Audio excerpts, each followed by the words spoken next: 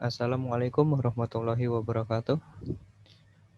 Perkenalkan, nama saya Aris Sulistianto, NPM 2010 70 10 77, Universitas Tidar Magelang.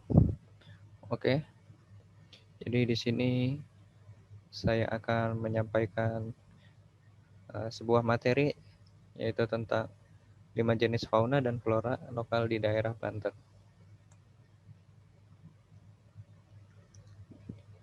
Jadi yang pertama kita bahas adalah fauna dulu. Nah, salah satu fauna di Banten itu adalah badak Jawa atau Rhinoceros sondaicus. Kingdomnya Animalia phylum Chordata, kelas Mamalia, ordo Perissodactyla, famili Rhinocerotidae, genusnya Rhinoceros, spesies Ersondaicus. Nah, badak Jawa ini termasuk ke dalam hewan yang dilindungi karena populasinya yang sudah terancam. Dan kita dapat menemui badak Jawa ini di Taman Nasional Ujung Kulon.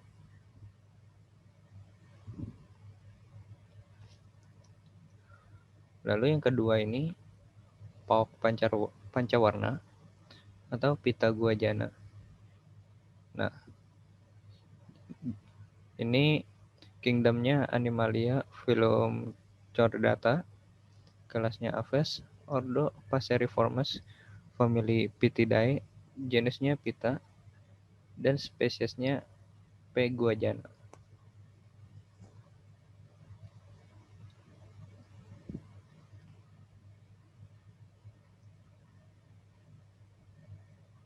Nah, selanjutnya ini adalah elang Jawa atau Niceatus bartelsi. Jadi elang Jawa ini kingdomnya Animalia phylum Chordata, kelas Aves, ordo Accipitriformes, familinya Accipitridae, genus Niceatus, spesies N. bartelsi. Nah, elang Jawa ini juga termasuk satwa yang dilindungi, dan biasanya elang Jawa itu tersebar di wilayah Pulau Jawa,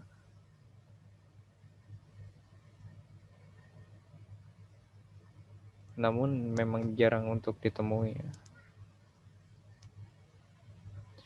Lalu selanjutnya ini oa Jawa atau Hylobates moloch. Kingdomnya Animalia, phylum Chordata, kelas Mamalia, ordonya Primates. Ini karena primata ya, ini primates. Familinya Hylobatidae, genus Hylobates, spesies H. moloch.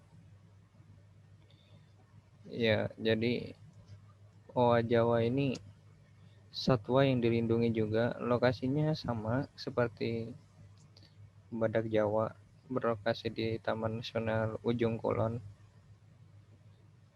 dan dia termasuk hewan yang terancam punah. Baiklah, selanjutnya adalah jalak kerbau atau Acridoteres javanicus. Kingdomnya adalah Animalia phylum Chordata, kelasnya Aves, ordo Passeriformes, famili Sturnidae, genus Acridoteres, spesies A. javanicus. Jalak kerbau ini sebenarnya dia bukan hewan yang terancam punah seperti yang sebelum-sebelumnya, dan dia ini biasa kita kenal dalam pelajaran-pelajaran biologi saat kita membahas tentang simbiosis mutualisme, yaitu antara burung jalak kerbau dengan kerbau. Nah, ini juga nih alasan kenapa dia disebut jalak kerbau, karena dia ini bersimbiosis dengan kerbau, simbiosis mutualisme. Dia ini membantu membersihkan tubuh kerbau.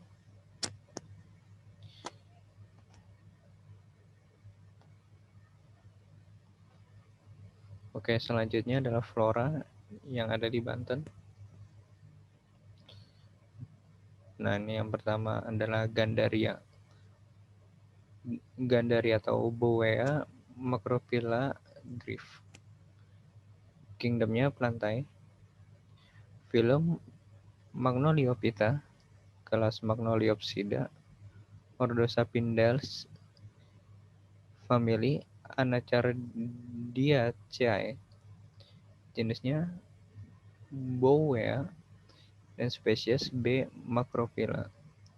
Ini kalau kita lihat-lihat ini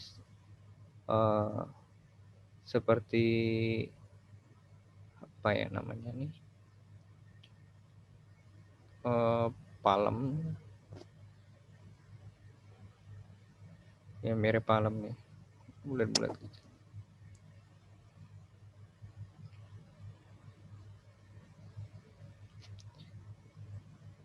Nah, selanjutnya adalah Cocoleceran atau Vatica bantamensis.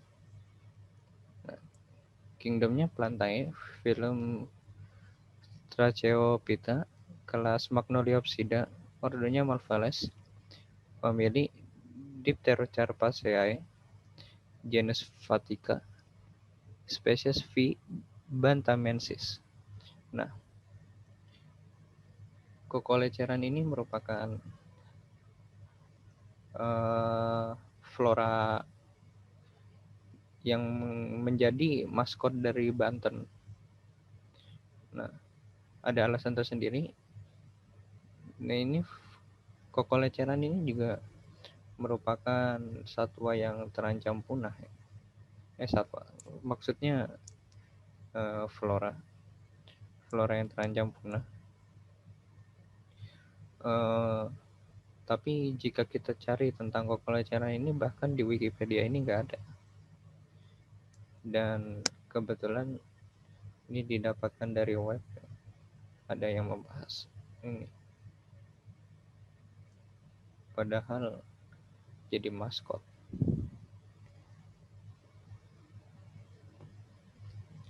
Nah, selanjutnya ini Nusa Indah atau Musainda pubescens. Kingdomnya plantae, phylum Angiospermae, kelas Gentianales, ordonya sama Gentianales, famili Rubiaceae, genus Musainda, dan spesiesnya M. pubescens. Nah, ini kalau kita lihat-lihat tuh unik ya. Jadi bunganya tuh kayak kepisah-kepisah gitu ya ini. Putih, ada yang kuning ini. Tapi ini nggak tahu ini yang putih ini daun atau bunga juga. Tapi emang bagus ya dilihat.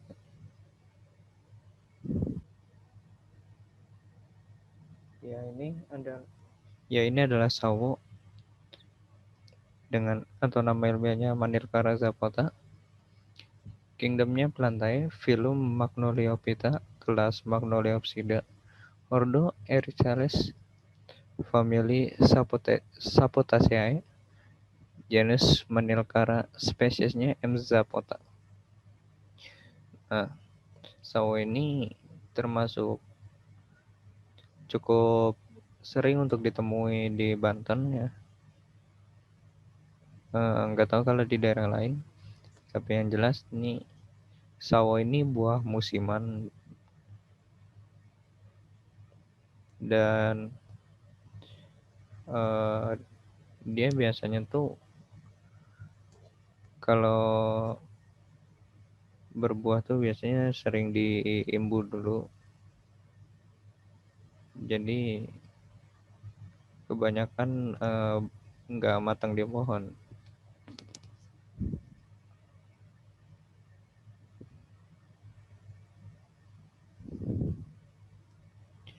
Nah, yang selanjutnya adalah Kuranji atau Dialum indium. Nah, kingdomnya ini plantae, phylum Magnoliophyta, kelas Magnoliopsida, Ordonya Vagales, famili Leguminosae, famili Leguminosae, subfamili Caesalpinioideae, genusnya Dialum, spesies D. indium.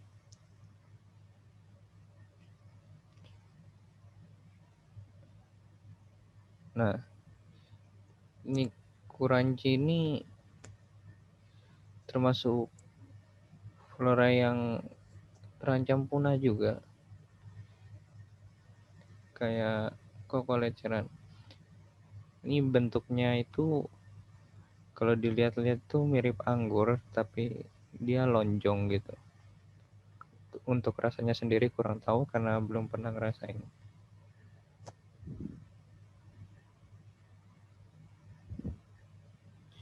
Oke, yang selanjutnya kita bahas adalah permasalahan yang ada pada biodiversitas di Banten. Yang pasti permasalahan-permasalahan yang kita hadapi saat membahas tentang lingkungan, ekosistem, dan lain-lain itu pastinya alasan-alasan klasik yang kita tuh udah belajar dari SD, SMP, SMA.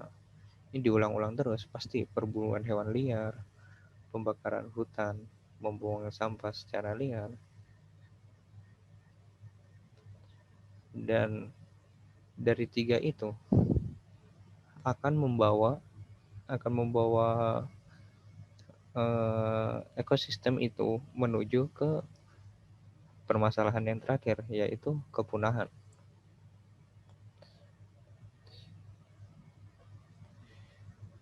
Nah, kalau yang dua ini nih, dampaknya itu langsung. Sedangkan kalau untuk yang membuang sampah secara liar ini biasanya dampaknya itu tidak langsung. Jadi lambat laun, secara perlahan.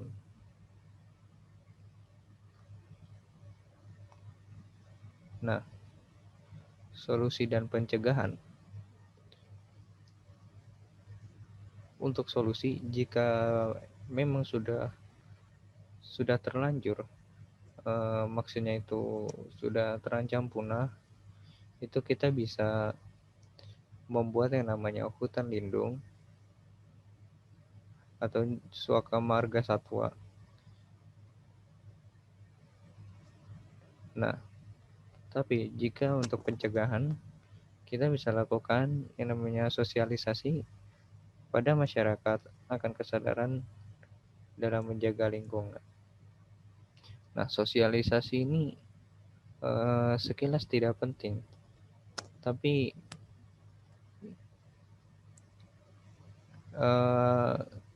kesadaran dalam menjaga lingkungan ini seringkali dilupakan oleh masyarakat. Padahal sepele, ini seperti di slide tadi, kita sudah tahu tiga ini nih, perburuan hewan liar, pembakaran hutan, dan membuang sampah secara liar itu dilarang. Tetapi tetap saja banyak orang yang melanggar itu. Sehingga ya timbullah itu kepunahan satwa dan flora Indonesia.